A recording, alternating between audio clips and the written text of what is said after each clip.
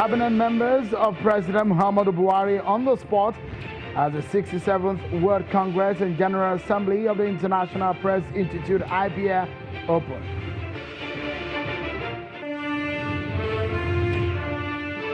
And the main opposition party in Nigeria, the PDP, accuses the ruling APC of playing politics of intimidation.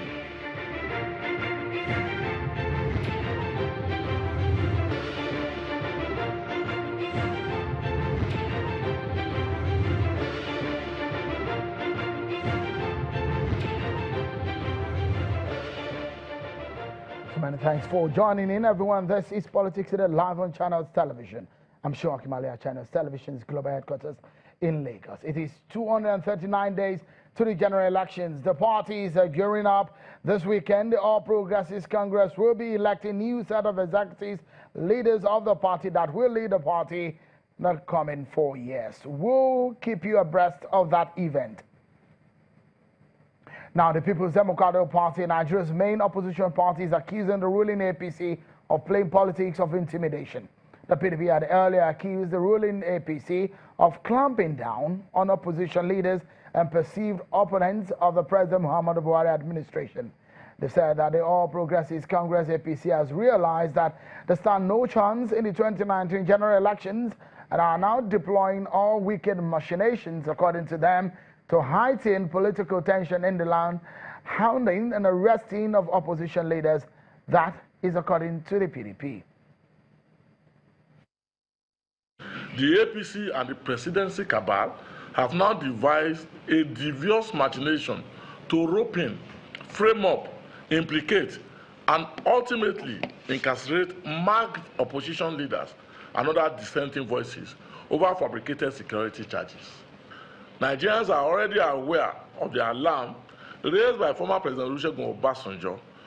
The world is also aware of the numerous alleged plots by the APC and its federal government to frame up and humiliate Senate President Bukola Saraki, Deputy Senate President Senator Ike Ikweremadu, Senators Dino Melaye and Shehu Sani, as well as the Rivers State Governor Chief Nyesom Wike and his Ekiti State counterpart, Governor Ayo Fayose. Also, there are concerns about the safety of the former Chief of Army Staff and Defense Minister, General Theophilus Danjuma. An explosive device was discovered at the Ebonyi State PDP Secretariat, ostensibly either to blow up our secretariat and kill our members or to set up our leaders. The PDP wants the APC and the Buhari presidency to know that despite their machinations, the 2019 general election must hold as scheduled, as Nigerians will never be cowed into allowing them to stay a day beyond May 29, 2019. That's the spokesperson of the opposition party, PDP, Kola Ologbondiyan. Now to another story. The 67th World Congress and General Assembly of the International Press Institute (IPA) opened today in Abuja, the nation's capital, with President Muhammadu Buhari and members of his cabinet, top executives in the media industry in attendance. The conference addressed critical challenges affecting journalism practice across the world, especially in its host country, Nigeria. Some ministers of the current government answered questions in the session moderated by the chairman of Channels Television Media Group, Mr. John Momo. The discussion was centered around the practice of journalism, free press, border control, agriculture, public finance, taxation, ease of doing business, among others. Over 300 top journalists, media executives, publishers, and communication experts expected to participate in the 3-day summit themed, quote, "Why Journalism Matters," end of quote. Let's now allow you to listen to some of the closing moments in that session where Mr. John Momo, chairman of Channels Media Group, moderated the panel on a conversation with the Nigerian government. Thank you. We're not where we want to be because we're really gone backward. I think we're at about 169th by the time we came in. You know, we're not where we want to be, but I think that journey has started.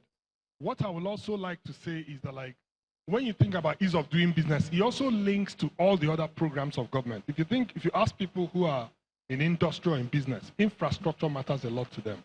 You know, hard infrastructure, the railways, the roadways, and power, all those things are important. So they all feed into enabling environment. So does soft infrastructure in terms of the judiciary, the rule of law. So I think it's a collaboration. And one of the most important things that is actually one of the better examples of collaboration in the country today. We have worked with the National Assembly, we have worked with the states, we have worked with the private sector. So I would say that we're off to a good start. We're not where we want to be, but I think we're doing well. And we can do a lot better going forward. On the second question, which was on Industry 4.0, which basically deals with technology and industry, basically leveraging technology for industry. I would say first, we have to understand that industry is not an end in and of itself.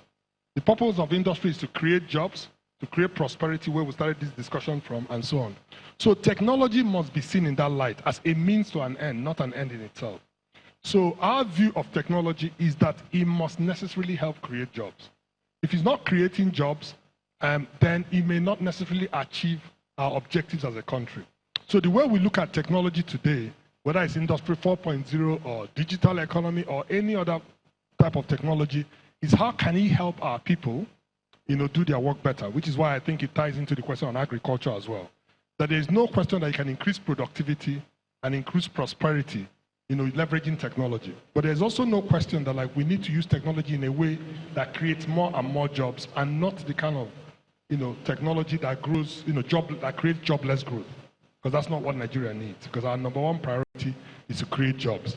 So I think the way we look at Industry 4.0 is as a means, as it relates to helping us to industrialize while creating jobs and creating economic prosperity for our people.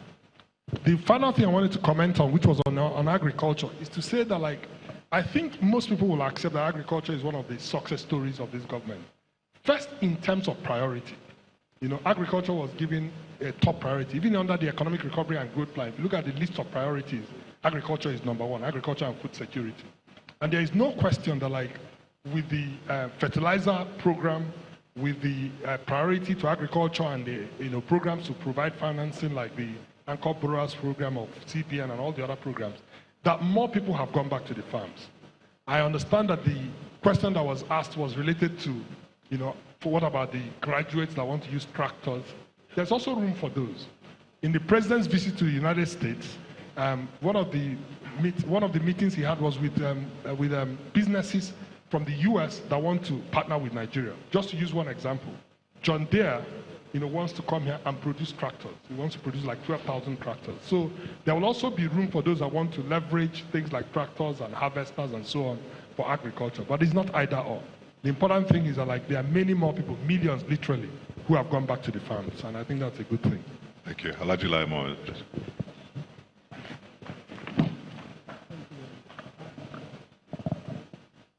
The questions, the two questions addressed to me are, why would the Minister of Information not know about an incarcerated journalist for 2 years? Simply because he was not informed.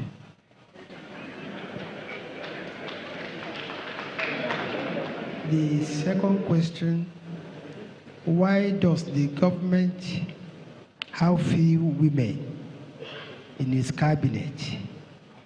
Are there no experienced Nigerian women? There are very many experienced Nigerian women. We are very proud of the women in our cabinet.